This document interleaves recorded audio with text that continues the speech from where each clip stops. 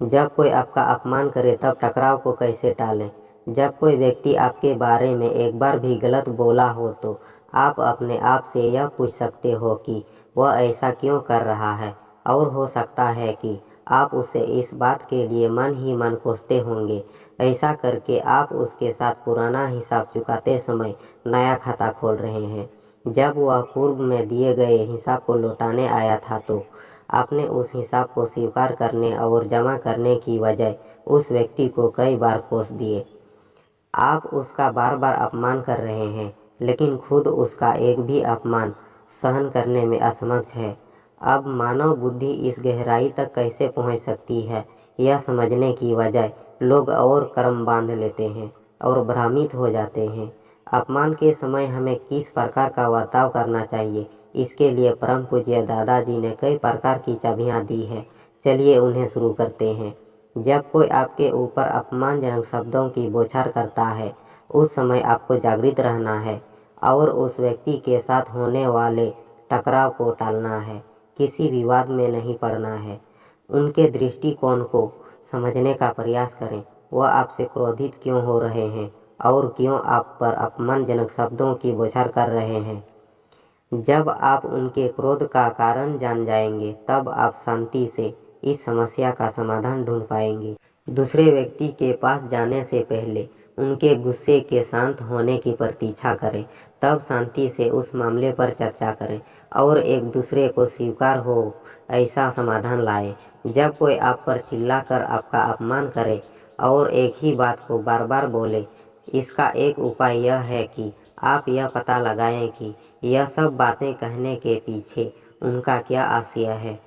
उनके शब्दों पर ध्यान ना दें, यह पता लगाएं कि वह क्या चाहते हैं और उसी के अनुसार कार्य करें। जब कोई आपका अपमान करे तो ऐसी स्थिति में भावुक होने की बजाय आप शांत रहें। यदि उस समय आप कोई प्रतिक्रिया करते हैं, तब आप बस आग में घी डाल रहे हैं। अंत में पूरा घर जल जाएगा और दोनों का ही नुकसान होगा। परम पूज्य दादाजी कहते हैं, अपमान को पहचाना वह तो महान बल है। तुरंत ही कोई प्रतिक्रिया ना दें, क्योंकि आपका अपमान हुआ है। आपका पहला विचार यही होगा कि मैं भी सामने वाले को सुनाऊं। ऐसा ना करें। अपने अंदर उथल पुथल को शांत होने दें, फिर सामने वाले व्यक्ति के पास जाकर उसके सामने अपना प्रस्ताव रखें, अपने विचार उन्हें बताएं और आपने ऐसा क्यों किया उसका स्पष्टीकरण दें। फिर हो सकता है वह उन चीज़ों को आपकी तरह देख पाएं। इस तरह अपमान का उत्तर देना है। सकारात्मक सोच को बनाए रखें। ऐसा सोचें, सामने वाले व्यक्ति ने कठोर शब्दों का ही उपयोग किया है, उन्होंने आपको मारा तो नहीं है ना। इससे कठोर शब्दों से लगने वाली अपमान की तीव्रता कम हो जाएगी। ये समझ रखो कि जो कुछ भी हो रहा है वह मेरी ही बोए हुए कर्मों का फल है। आपका अपमान करने में सामने वाले व्यक्ति का कोई दोष नहीं है। वह तो आपके कर्मों के हिसाब को चुकता करवाने में निमित्त बनकर आपकी मदद कर रहा है। यह समझ आपके दुख और असर को कम करने में मदद करेगी। ये समझ लें कि मैंने अपने पूर्व जन्म में कुछ तो गलत किया है, आपकी ही गलती के कारण उससे ऐसा बोलना पड़ता है। ऐसा करके वह आपको आपके पूर्व जन्म की गलती से मुक्त कर रहा है। आपको उस व्यक्ति के प्रति किसी भी प्रकार का देवश भाव नहीं होना चाहिए।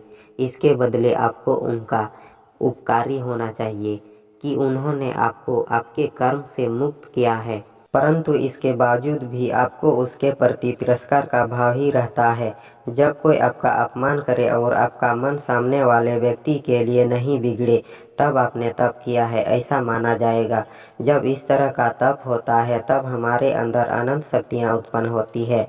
तो दोस्तों, हमें आशा है कि ये वीडियो आप लोगों को पसंद आई होगी, तो कमेंट करके ज़रूर बताना और चैनल पर नए हैं तो सब्सक्राइब कर देना। ये वीडियो पसंद हो तो एक लाइक ज़रूर कर देना। जय हिंद, जय झारखंड।